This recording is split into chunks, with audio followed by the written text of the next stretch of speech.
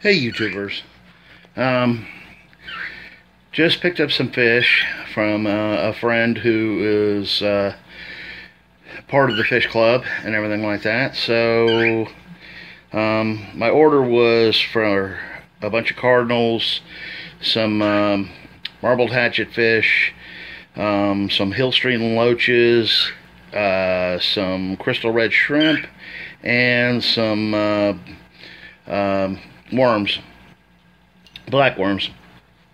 And out of the order, I ended up with some cardinals, some hatchets, and some plants. I'm sorry, I meant to mention those too, and a couple of plants. So I only got about half the order. Took me a while to get back home. I'm gonna flip you around here if this will work, and I don't think it will because, let me see. No, that won't do it. I guess I can't do it, so I'll have to pause you and flip you around, so hold on just a second. Okay, so here we are with the bags of fish. This is the cardinals. There was one dead when I picked him up, and I saw one more in there at least since I've gotten them home. They do have a little methylene blue in with them. And here are the hatchets. See them? They look pretty good. I think they've survived pretty well. So I'm going to quarantine them here in a 10-gallon with a piece of driftwood I picked up at the cat show, which has definitely tanned this tank majorly, as you can see. And there's the plants. I actually was looking for the potted plants that had some roots on them, but when I called it into my friend, she didn't know, so she got me just some clippings. And it's Pinnatifida. And so I'm going to see what I can do with that, and hopefully bring them into life, and they'll go into the 40 breeder. The hatchets and the cardinals will definitely, after quarantine, whatever I get out of that, will end up in the 55-gallon. And I'm going to take a trip in there and let you see what's going on in there now. It's been a while, so let's take a look at that. Okay, so I grabbed the big gun to do this part of the video. The expensive camera, and higher resolution on this guy and everything. This is the 55 as it stands. As you can see, the angels are all doing well. Here's my Philippine blues, and pretty much what's left of the original angels from these two guys. And here's the 40. There is the Pinnatifida. It's all planted up. And I got the Limnophilia aquatica still in the back there.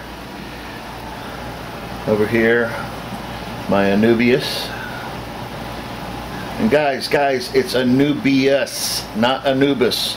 Anubis was a Egyptian god.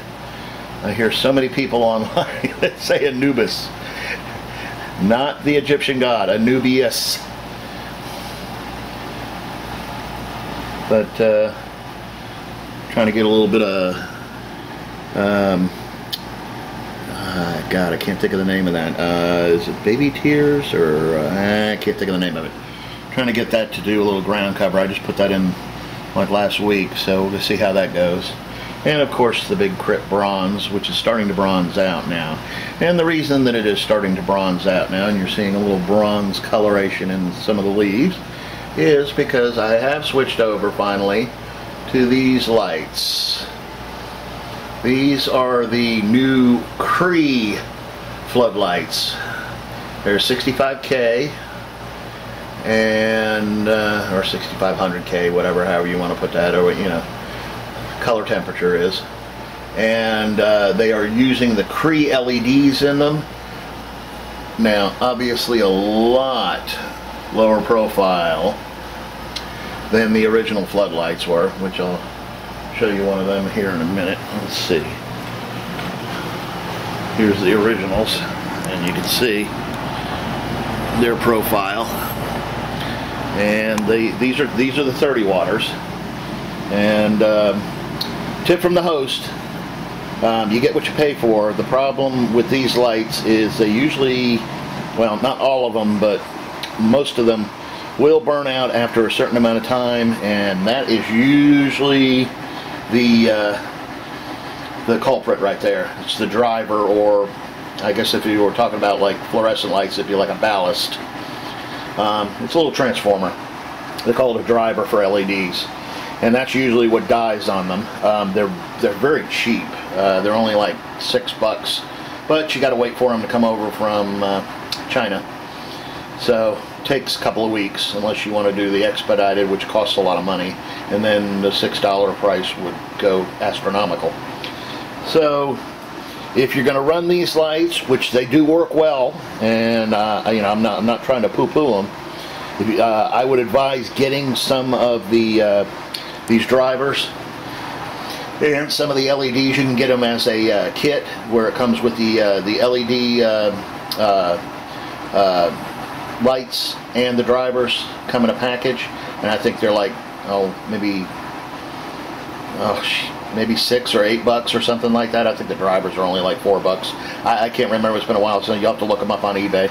But you can get the kits where they both come together or whatever, and get a couple extra of them on hand for whatever lights you got, 30, 10, 20, whatever. But I have stepped it up. You know, these were, see, the 30 waters I think were like $17 new, and these Cree over here were, I think, I want to say 40 a piece. So they are more expensive, obviously, but they are Cree high intensity LEDs, which means that I'm not going to have that problem of them burning out, so I won't have to fuss with them. They are much lower profile, and I mean, honestly, they're kind of cool looking. So if you want the cool factor, that's a cool way to go. And honestly, I think they put out more light. I haven't had a chance to put a par meter on here. I'm actually looking into getting a per meter, which the difference is, par is photosynthetic, I can't remember what that stands for. Photosynthetic some radiation. I can't remember what the A stands for, but it is basically, it looks for the frequencies that photosynthesis occurs on, the light temperatures that photosynthesis occurs on, and you know, lets you know what your intensity is at those colors, those color bands, like at red and blue, and you know, the stuff that the plants use for photosynthesis. Per is usable, photosynthetic usable radiation, which is not just the frequencies that plants use, but the intensities and which ones are usable. So it's a finer reading, more or less. It's a more focused reading on exactly what the plants are going to be using. At any rate, there's your lesson for the day on the difference between par and per. But yeah, that's the 40 gallon as she stands. Still a work in progress. I'm hoping that I can get the pinnatophyta to take off, and there'll probably be some rescaping done in here, some changing around of the plants.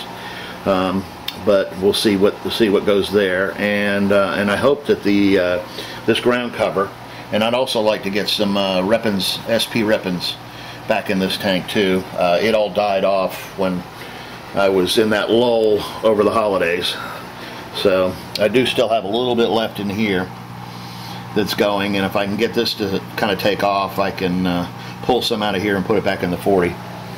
But yeah, that's what we're looking at right now. There's the 55. It's still, you know, kind of coming along and everything. It was really in really bad shape. when I finally got my arms in there and started pulling the plants up and trimming them back and everything, I lost a lot. I just let it was so overgrown you couldn't barely even see the fish, and there was barely any light getting into any of it. So as I said, I'm just trying to salvage it.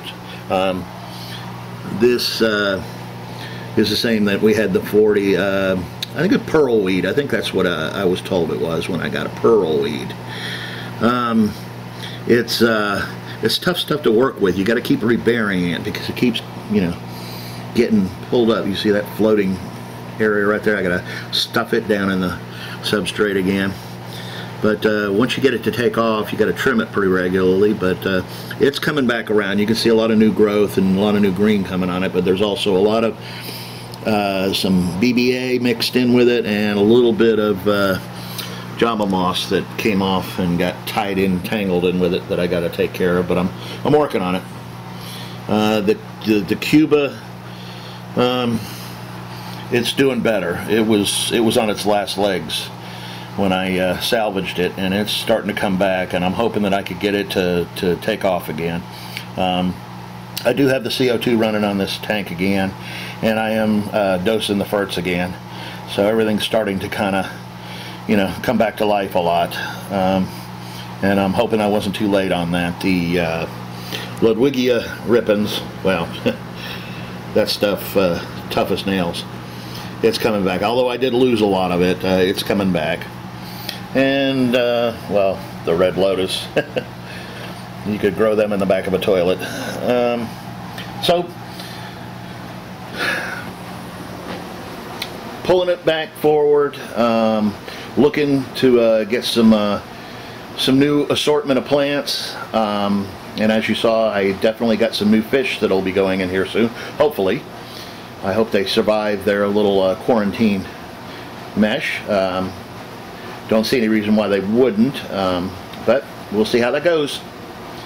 But that's all I got for you right now. Coming soon, we are going to be going over the setup of the CO2. I reconstructed how I got my CO2 all set up, so we'll see that later.